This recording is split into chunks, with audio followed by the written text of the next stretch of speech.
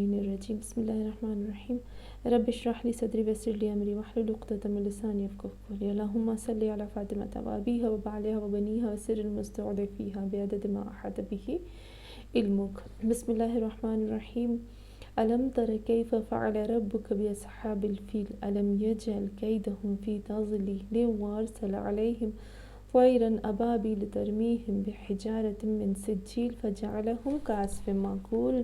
السلام علیکم ورحمۃ اللہ وبرکاتہ۔ ہم نے تھوڑا سا سورہ فیل کا کیا تھا اور اس میں ہم نے خانہ کعبہ کی فضیلت کو بیان کیا تھا۔ آج میں چاہتی ہوں کہ یہ جو تھوڑی سی ہسٹری ہے اس کے بارے میں اس کو بتاؤں، اور پھر اس کے بعد جو انشاءاللہ جو ہمارا نیکسٹ ٹائم ہمارا جو نیکسٹ درس ہوگا اس میں جو الفاظ ہوگے اس کی بحث کو انشاءاللہ میں ضرور کروں گی۔ تو یہاں پر ہم آتے ہیں کہ سورہ فیل کی جو فضیلت ہے نازل ہونے کی وہ کس طرح سے تھی، اور سورہ فیل جو ہے وہ کیسے نازل ہوئی ہے۔ میں نے آپ کو بتایا تھا کہ سورہ فیل کے پڑھنے کی فضیلت کتنی ہے۔ بس تھوڑی سی بات یہ ہے کہ قرآن میں کچھ سورہ ایسی ہیں جو اکیلے نہیں پڑھی جاتی ہے نا، ان کے ساتھ دو ساتھ میں پڑھی جاتی ہیں۔ ان میں سے ایک جب ہم سورہ فیل کے بارے میں ملتا ہے کہ جب سورہ فیل آپ کل واللہ کی جگہ پر پڑھتے ہو واجب نمازوں میں، تو پھر ضروری ہے کہ سورہ فیل کے ساتھ سورہ قریش بھی ساتھ میں پڑھ لی جائے۔ اور اسی طریقے سے جیسے کہتے ہیں نا سورہ ضحیٰ، اگر آپ سورہ ضحیٰ پڑھتے ہو کل واللہ کی جگہ پر تو کل واللہ کے ساتھ آپ علم نشرہ بھی پڑھ لو، اگر آپ علم نشرہ پڑھتے ہو تو پھر اس کے ساتھ کل واللہ بھی پڑھ لینی چاہیے۔ تو یہاں پر یہ جو دو سورے ہیں دو سورے ہیں یہ ساتھ میں پڑھی جاتی ہے، کچھ روایات میں ملتا ہے۔ اور سورہ فیل کی تو بہت زیادہ فضیلت ہے جو میں نے بیان کیا۔ ابھی یہ سورہ فیل کس طرح سے نازل، اس کے نزول کی کیا کیفیت تھی، تو یہاں پر تاریخ لکھتی ہے کہ جناب عبد المطلب کے بارے میں ملتا ہے کہ جناب عبد المطلب، ہمیں پتہ ہے کہ جناب عبد المطلب جو ہے وہ مولا کائنات امیر المومنین علی علیہ السلام کے بابا ہیں، اور وہ ہمیشہ مولا رسول خدا صلی اللہ علیہ وآلہ وسلم کی حفاظت کرتے تھے۔ اور ہمیں پتہ ہے کہ جب شعب ابی طالب میں اس بات میں بہت سوچنے میں مجبور ہو جاتی ہوں کہ کس طرح سے لوگ کہتے ہیں کہ جناب ابو طالب کے لیے کہ وہ جو ہے وہ مسلمان نہیں تھے نعوذ باللہ،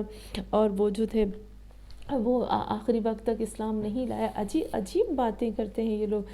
کیونکہ ہم دیکھتے ہیں کہ کیسے ہو سکتا ہے کہ جو مسلمان نہ ہو وہ رسول خدا صلی اللہ علیہ وآلہ وسلم کی جان کی حفاظت کرتا ہو۔ جیسے شعب ابی طالب میں ہمیں پتہ ہے کہ شعب ابی طالب بھی کتنے سال تک جب وہاں پر رسول خدا رہے تو جناب ابو طالب ہر روز رسول خدا صلی اللہ علیہ وآلہ وسلم کے بستر پر اپنے بیٹے کو سلاتے تھے تاکہ ان کی جان کی حفاظت ہو سکے۔ تو کس طرح سے جو غیر مسلمان ہے وہ یہ کام کر سکتا ہے۔ اور بہت زیادہ شعر ہے، شاعری ہے جناب ابو طالب کے بارے میں ملتا ہے، جیسے حضرت ابو طالب نے رسول خدا کے بارے میں، اسلام کے بارے میں جو شعر و شاعری کہی ہے، تو اگر ہم اس کی طرف آتے تو ہمیں پتہ چل جاتا ہے کہ جناب ابو طالب مسلمان تھے اور اس دنیا سے مسلمان ہی گئے تھے۔ میرا ٹاپک جناب ابو طالب نہیں ہے، لیکن جب جناب ابو طالب کے متعلق آئے گا تو بہت ڈیٹیل سے ہر چیز کو پروف کے ساتھ بیان کروں گی کہ جناب ابو طالب مسلمان تھے اور مسلمان ہی اس دنیا سے گئے تھے۔ یہاں پر حدیث میں ملتا ہے کہ امام سجاد علیہ السلام کے بارے میں ملتا ہے کہ امام سجاد فرماتے ہیں کہ ایک دفعہ ہمیشہ جناب ابو طالب جو تھے وہ اپنی شمشیر سے، اپنے تلوار سے حفاظت کرتے تھے رسول خدا صلی اللہ علیہ وآلہ وسلم کی۔ ایک دن جناب ابو طالب جو ہے وہ پوچھتے ہیں رسول خدا صلی اللہ علیہ وآلہ وسلم سے کہ اے میرے بھتیجے، کیا آپ مجھے بتا سکتے ہو کہ کیا آپ جو مبعوث ہوئے ہو یا آپ جو نبی بن کے آئے ہو وہ صرف کچھ خاص ایریا کے لیے ہے یا پوری دنیا کے لیے؟ تو اس وقت رسول خدا صلی اللہ علیہ وآلہ وسلم ارشاد فرماتے ہیں کہ میں تمام انسانیت کے لیے مبعوث ہوا ہوں، چاہے وہ سفید ہوں، چاہے وہ سیاہ ہوں، عربی ہوں اور عجمی ہوں۔ اس خدا کی قسم جس کے ہاتھ میں میری جان ہے، میں تمام جتنے بھی سفید پوست یعنی جن کی چمڑی سفید ہے، جن کی چمڑی کالی ہے، تمام کی طرف اپنے آئین کو، اپنے دین کو لے کر آؤں گا، اور پھر یہ جو میرا آئین ہے، جو میرا دین ہے، یہ سب کو چاروں طرف سے گھیر لے گا، چاہے وہ فارسی بولنے والے ہو، چاہے وہ فارس ہو، روم ہو، ان سب کی میں ہدایت کروں گا۔ تو یہاں پر جب رسول خدا صلی اللہ علیہ وآلہ وسلم نے اس طرح سے فرمایا تو یہ بات قریش کے کانوں میں پڑی تو یہ جو قریش تھے نا وہ حیرت میں آ گئے، اور پھر حیرت میں آ کر عجب ہو گئے، اور پھر آ کر جناب ابو طالب سے کہنے لگے کہ بھئی اپنے بھتیجے کو سمجھاؤ، یہ کس طرح سے باتیں کر رہے ہیں کہ یہ جو ہے وہ روم اور فارس اور ان سب کی طرف ہدایت لے کر آیا ہے اور سب کو جو ہے وہ اسلام کے دائرے میں لے کر آئے گا، اس کو منع کرو۔ تو اس وقت وہ لوگ قریش کیا کہنے لگے، اس وقت سورہ قصص کی آیت نمبر 57 ہے، جس میں وہ جو قریش ہے ان کے یہ الفاظ ہیں، وَقَالُوا إِن نَتَّبِعُ الْهُدَىٰ مَعَكَ، وہ کہتے ہیں کہ یہ کیا کہہ رہے ہیں کہ اگر یہ جو فارس اور روم کی بات کر رہا ہے، اگر ان لوگوں کو پتہ چل جائے گا تو یہ لوگ ہمارے اوپر حملہ کر دیں گے اور ہمارے خانہ کعبہ کو ٹکڑے ٹکڑے کر دیں گے اور ہمیں جو ہمارا حرم ہے وہاں سے نکال دیں گے۔ اس وقت سورہ فیل نازل ہوئی، اور سورہ فیل کس طرح سے نازل ہوئی کہ خداوند عالم نے سورہ فیل کو نازل کر کے یہ بات بیان کر دی کہ کسی کے اندر یہ طاقت نہیں ہے کہ وہ خانہ کعبہ کے اوپر حملہ کر سکے اور خانہ کعبہ کو کوئی تکلیف پہنچا سکے۔ تو یہ سورہ فیل کی طرف آتے ہیں۔ اصل واقعہ کیا تھا، کہاں سے آیا، یہ ہمیں ملتا ہے بلوغ العرب میں، بحار الانوار میں ملتا ہے، مجمع البیان میں مل رہا ہے، اور سیرہ ابن ہشام میں بھی ہمیں ملتا ہے۔ یہ داستان پوری کی پوری یہ بات جو ہے وہ بیان کی گئی ہے۔ کس طرح سے ہے، ہمیں پتہ ہے سورہ بروج، انشاءاللہ جب میں سورہ بروج پر پہنچوں گی تو میں سورہ بروج کو بھی ڈیٹیل سے بتاؤں گی، اس میں یہ چیز جو ہے وہ زیادہ واضح ہو جائے گی۔ یمن کا ایک بادشاہ تھا جس کا نام تھا ذو النواس۔ اچھا، اس نے کیا کیا تھا، نجران کے جو کچھ مسیحی تھے اس نے اپنے سرزمین کے اندر اپنی جگہ، وہ جو جگہ تھی وہاں انہوں نے قید کیا تھا، اور جب ہم سورہ بروج میں پڑھیں گے انشاءاللہ آئیں گے تو اس میں بتائیں گے کہ کس طرح سے انہوں نے گڑھا کھودا تھا، اس گڑھے کے اندر آگ جلائی تھی، اور تمام کرسچن جو عیسائی تھے جو مومن تھے بیچارے، ان لوگوں کو کس طرح سے اس میں جلا لیا تھا۔ اس کے بعد یہ جو بہت بڑا، ہم کہہ سکتے ہیں کہ بہت بہت بہت ہی بڑا واقعہ ہوا تھا، اور بہت ہی گھنونا واقعہ ہوا تھا، اور بہت ہی غلط یہ چیز ہوئی تھی۔ تو وہاں پر جب ذو النواس نے نجران کے کرسچن کو، جو مومنین تھے، ان کو جلایا تھا،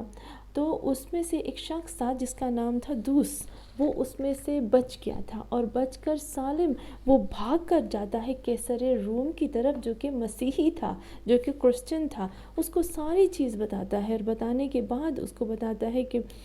آپ آؤ اور اگر اس کا بدلہ لو۔ یہاں پر کیسر روم جو تھا، کیونکہ وہ روم تھا اور روم میں اور یمن میں بہت زیادہ فاصلہ تھا، تو اس کو بہت دور پڑ رہا تھا، اس لیے اس نے کیا کیا، یہ جو نجاشی تھا، جو سلطان تھا حبشہ کا، اس نے جو ہے وہ خط لکھا۔ کس کو خط لکھا؟ اس نے ذو النواس کو خط لکھا، اور خط لکھنے کے بعد اس کو بھیجا۔ نجاشی نے خط لکھا ذو النواس کو، اور پھر وہی تھوڑا سا ملتا ہے داستان میں، پھر اس نے بھیجا، اور پھر نجاشی نے کیا کیا، دیکھا کہ بھئی ابھی ہمیں اس سے بدلہ لینا پڑے گا، اور پھر انہوں نے کیا کیا، 70,000 لوگوں کو بھیجا تھا۔ کہاں پر؟ یمن بھیجا۔ اس میں سے اس کا ایک کمانڈر تھا جس کا نام تھا ارتباط، اور جو دوسرا کمانڈر تھا اس کا نام تھا ابرہا۔ یہ دونوں کمانڈر جو تھے، دونوں سپاہیوں کے جو چیف تھے، ان کو بھیجا تھا کہ وہ جائیں اور پھر وہ یمن میں جو ذو النواس ہے اس کے اوپر حملہ کریں، اور اس طرح سے ہوا، اور انہوں نے حملہ کیا۔ تو جو جہاں پر اریاط جو تھا وہ کمانڈر بن گیا، اور اس نے پورا کنٹرول لے لیا تھا۔ اور پھر یہاں پر جب دیکھا اریاط جو ہے وہ یمن کا حکمران بن گیا، ابرہا کو یہ بات اچھی نہیں لگی۔ ابرہا نے کیا کیا، ابرہا نے اریاط کو قتل کر دیا، اور قتل کرنے کے بعد اس کی جگہ پر اس کے ساتھ قیام کیا اور قتل کیا، اور پھر اس کی جگہ پر بیٹھ گیا۔ یہاں پر جب نجاشی کو پتہ چلا کہ ابرہا نے یہ کام کیا ہے، تو اس نے سوچا کہ ابرہا کو جو ہے وہ پنش دی جائے گی، سزا دی جائے گی۔ اب نجاشی سوچنے لگا کہ ابرہا کو جو ہے وہ سزا دی جائے گی۔ اب ابرہا کو پتہ چل گیا کہ یہ اس طرح سے کرنے والا ہے، تو ابرہا نے کیا کیا، اپنے سر کے بال منڈوائے اور منڈوانے کے بعد اس کے اندر یمن کی مٹی ڈال کر نجاشی کی طرف بھیج دیا اور اس کو بتایا کہ دیکھو مجھے معاف کر دو، اور پھر مجھ سے غلطی ہو گئی، اور پھر یہاں اس طرح سے اس نے بتایا کہ میں تمہارا بہت زیادہ وفادار ہوں، اور پھر یہاں پر پھر اس نے وفاداری کا ثبوت دیا، تو پھر نجاشی نے اس کو اس کی جگہ پر بٹھا دیا۔ یہاں پر ابرہہ کی بات ختم نہیں ہوئی۔ ابرہہ نے کیا کیا؟ ایک بہت بڑا جسے ہم کہتے ہیں نا ٹیمپل، ایک بہت بڑا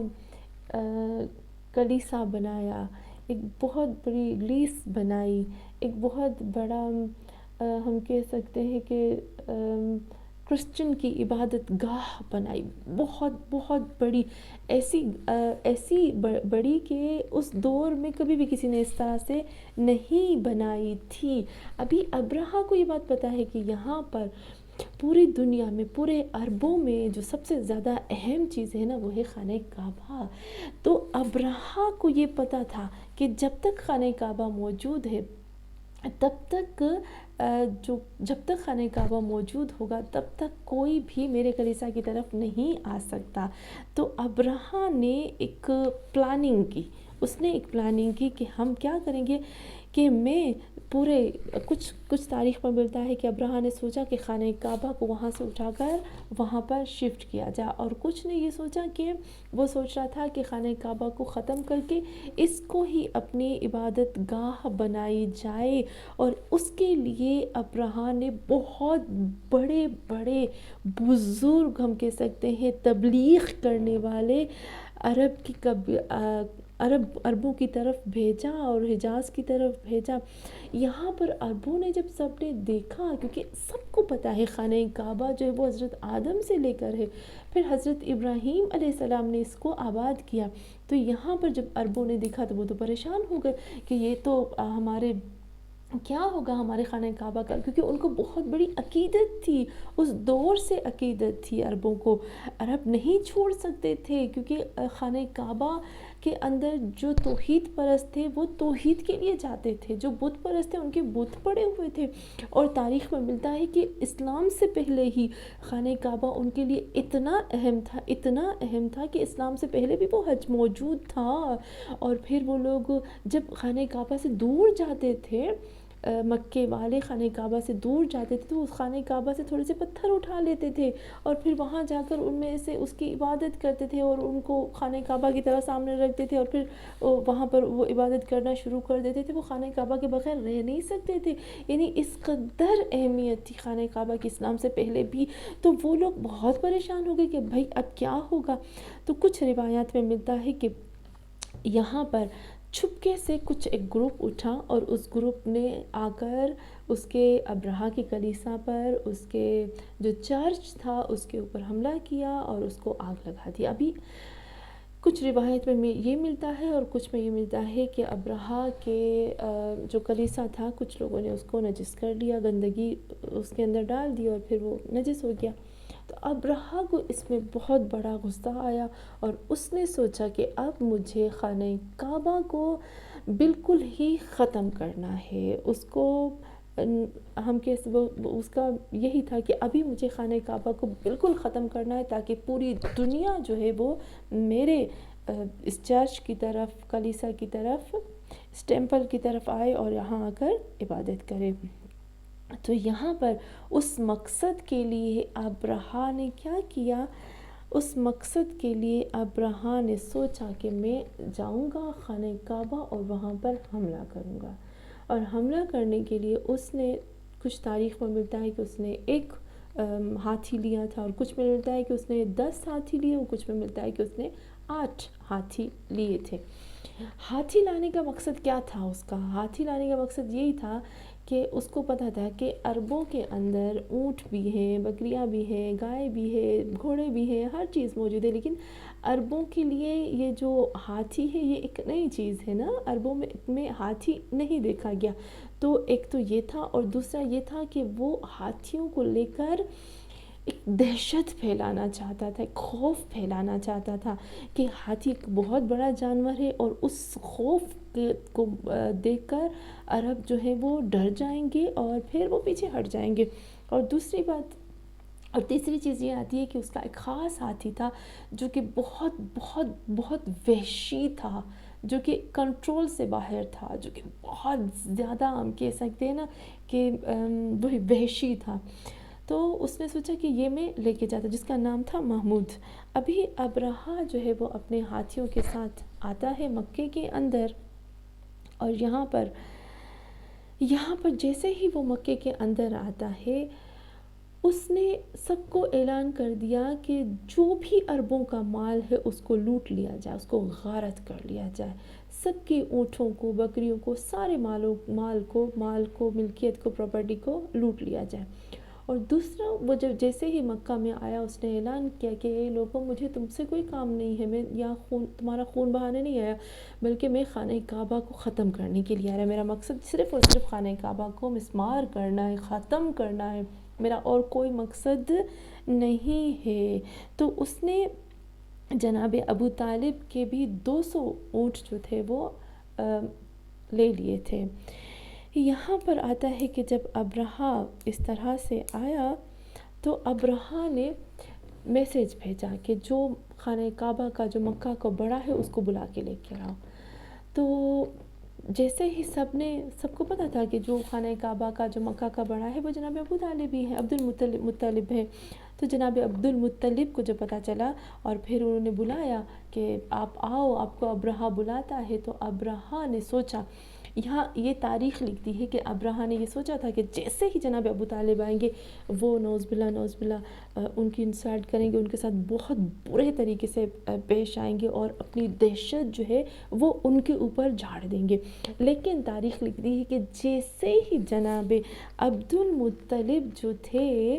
وہ داخل ہوتے ہیں تو ابرہہ نے دیکھا کہ جناب عبدالمطلب ایک بہت ہی لمبے چوڑے اور خوبصورت سے انسان تھے۔ تو ابرہہ کے اوپر جناب عبدالمطلب کی ایسی دہشت چڑھی کہ وہ خود ان کی طرف چلا گیا، لیکن وہ ان کے اندر ایسی حالت آئی کہ وہ چاہتا تو وہ ان کو اپنے تخت پر، اپنی جگہ پر بٹھا، لیکن نہیں بٹھایا کیونکہ وہ لوگوں سے ڈرتا تھا کہ نہیں، اپنے مان کو پکڑ رہا تھا۔ تو وہ خود جناب عبدالمطلب کی طرف گیا اور وہاں بیٹھا اور نیچے زمین پر بیٹھ گیا اور ان کے ہاتھ کو پکڑنے لگا۔ تو یہاں پر میں تو یہی کہوں گی کہ جناب عبدالمطلب کوئی کم تو نہیں تھے نا، وہ بھی تو محمد صلی اللہ علیہ وآلہ وسلم کے دادا تھے، وہ محمد صلی اللہ علیہ وآلہ وسلم کہ جن کے لیے ملتا ہے نا کہ حضرت یوسف کے اندر بھی، حضرت یوسف جو تھے وہ تو کچھ بھی نہیں تھے محمد صلی اللہ علیہ وآلہ وسلم کے حسن کے سامنے، تو ان کے دادا تھے جناب عبدالمطلب۔ اس وقت یہاں پر ابرہہ نے کہا جناب عبدالمطلب سے کہ آپ کو کیا مانگنا ہے، اگر آپ کو اس کے ساتھ کوئی ترجمہ کرنے والا تھا، ایک ٹرانسلیٹر تھا، اس کو وہ بول رہا تھا اور وہ ٹرانسلیٹ کر کے بتا رہا تھا۔ اس نے کہا پوچھو ان سے، کہو کہ تمہیں کیا چاہیے، آپ کو کیا چاہیے، جو آپ کو چاہیے ہوگا میں آپ کو دوں گا۔ اس وقت جناب عبدالمطلب نے صرف اور صرف کہا کہ اے ابرہہ، مجھے کچھ نہیں چاہیے، مجھے میرے 200 اونٹ واپس کر دو، میں ان کے لیے آیا ہوں۔ ابرہہ ہنسنے لگا اور اس نے کہا میں نے جب آپ کو دیکھا تو آپ کا مقام اور آپ کا احترام، آپ کا جو ایک دہشت تھی میرے دل کے اندر بیٹھ گئی تھی، آپ میرے لیے ایک عظیم بن گئے تھے، لیکن آپ نے صرف اونٹوں کی بات کی، آپ نے خانہ کعبہ کی بات ہی نہیں کی ہے، تو اس سے آپ کی جو وہ عزت تھی وہ میری نظروں میں کم ہو گئی۔ تو اس وقت جناب عبدالمطلب نے ایک ہی لفظ کہا، کیا کہا؟ انا رب الابل وان للبیت ربا سیمنعہ، کہا میں تو اونٹوں کا خدا ہوں نا، رب ہوں نا، میں تو اونٹوں کا رب ہوں، انا رب الابل، میں اونٹوں کا رب ہوں، میں اونٹوں کا مربی ہوں، ان کی تربیت کرنے والا ہوں، ان کا مالک ہوں، لیکن اس گھر کا ایک رب ہے جو خود وہ اس کی حفاظت کرے گا۔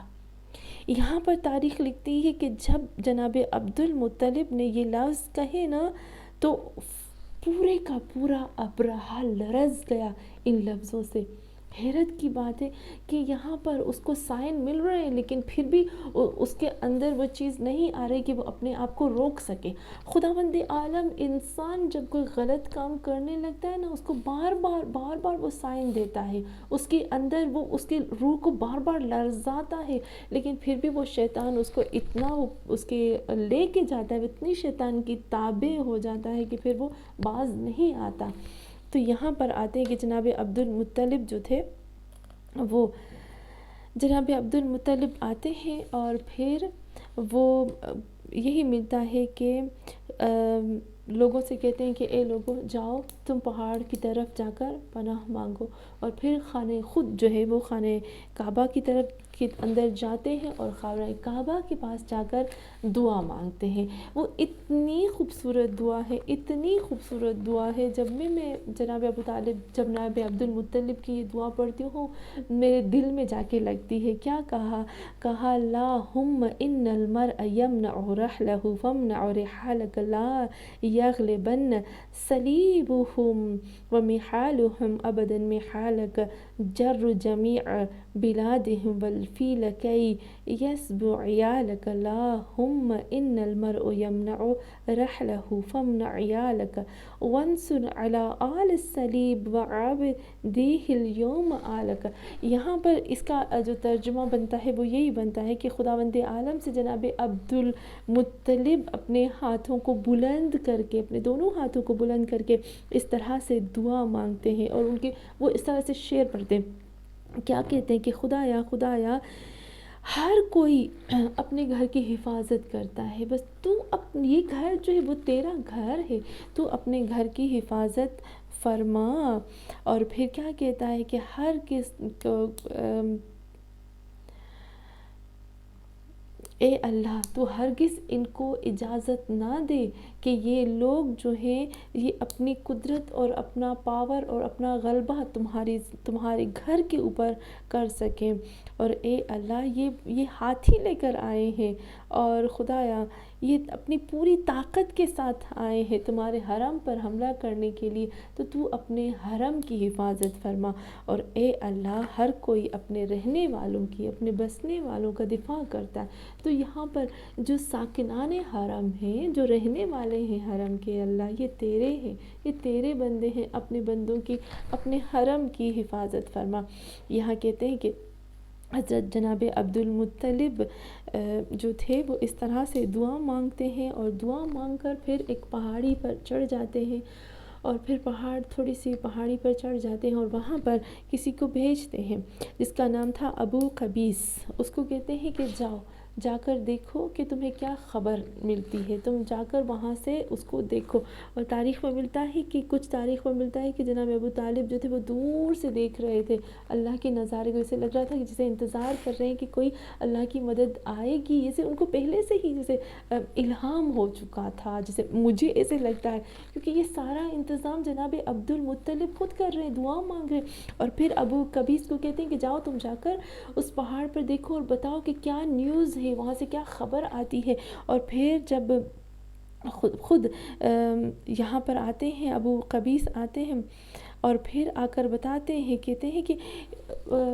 جناب عبد المطلب سے کہتے ہیں کہ پتہ نہیں عجیب سی ایک حالت، ایک عجیب سی چیز نظر آ رہی ہے، بہت بڑے بادل نظر آ رہے ہیں، اور بہت ہی کالے کالے بادل جو ہیں وہ دریائے احمر کی طرح پورا اس طرح سے وہاں سے ایک جھنڈ آ رہا ہے